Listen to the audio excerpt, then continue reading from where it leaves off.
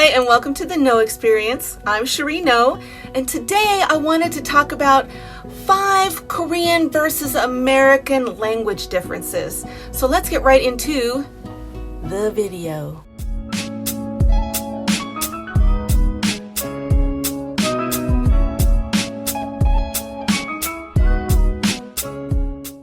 So number 1, Korean language doesn't use pronouns. So being an American learning Korean and trying to navigate a sentence where you're not saying he, she, they, them, it's a little tricky. And it was really confusing for me when I first started learning Korean because I was like, how do I differentiate between when I'm talking about a topic and I'm talking about you doing this topic and not me? Now, there is I. 저는, you can say 저는, blah, blah, blah, blah, blah. So it means I, specifically me, blah, blah, blah. But then as the conversation goes, you don't really use any pronouns. Somehow it's just kind of, they figure it out. Again, it's weird when you're learning from English, I think, because I'm sure other cultures don't have pronouns. But it was confusing. So number 2, instead of using people's names, they use titles, their title.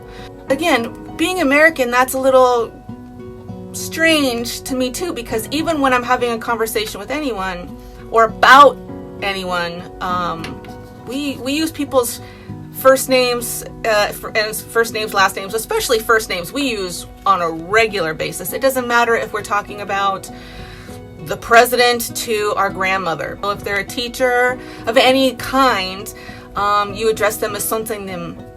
I shouldn't say that they never use first names because that's not true. They do. A lot of times they use it to establish the conversation about a specific person. Like if you and I were talking about someone. If you're a teacher, if you're a student, if you are a shop owner, if you are a restaurant owner, they use the titles to what your job is. When someone first meets you, they often ask what your age is and sometimes what your occupation is. And it's kind of to establish how they talk to you because there is a hierarchy language, and also how to use these titles.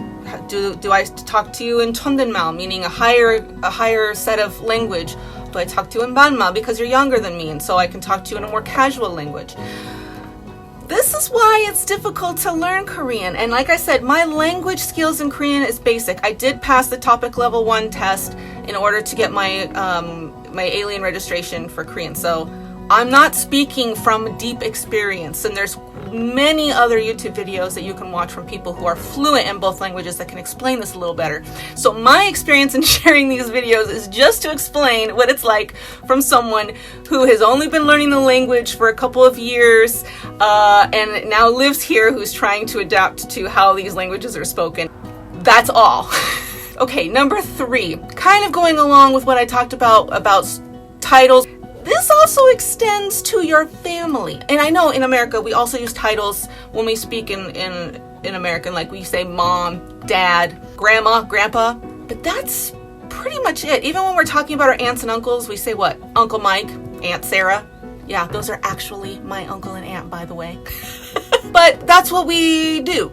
Not in Korean. Oh my God. I actually, when I was in a Korean language class until coronavirus, we got a 3rd wave here in South Korea, so they had to shut that down. Thanks, Corona. But there's this chart, and I will put it up here now for y'all to kind of look at. It is confusing as heck.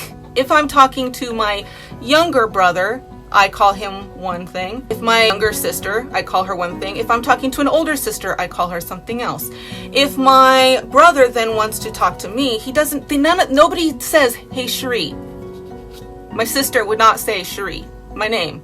They would call me these different titles. I would call them a different title. We don't share the same titles. I don't even want to pretend to say any of them right now because they're so confusing. I might say one that's actually, like, the only one I know for sure is my younger brother would call me Nuna. I don't call him that though. Okay, number 4. This is kind of a confessional one because my number 4 is the fact that when I first started learning Korean, or actually when I first started listening to Korean, it kind of sounded like everyone was whining when they talked. I know that's terrible. But don't even lie. Y'all thought the same thing. I know you did. But it's part of the inflection. It's part of how the language is spoken. Now, I don't even notice it at all. I do it too, often. Okay, number 5. Oh, this one gets me. Why, Korea? Why?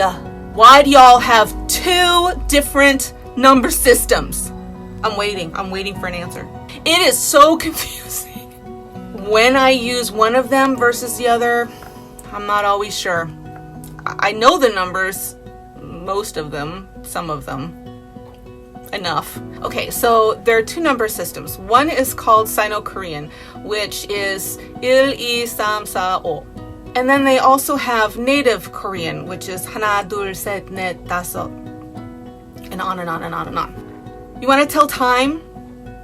You use native numbers for the hour, and you use Sino-Korean for the minutes. Why? Why do you use 2 different number systems to tell time? Why can't you just choose one? I don't know. I have no idea. It is really confusing. So, I hope that you liked this video. I'm going to leave a link below to the Korean language tools that I've used. For about 2 years now, I've used korea.com. They do have a YouTube channel. They have free Korean programs. They also have books you can purchase and lessons. It's a fantastic program system, and I encourage it for anyone who actually wants to learn Korean. So leave a comment below. Let me know what you thought was the strangest. And until next time, my friends, stay classy, YouTube. Bye!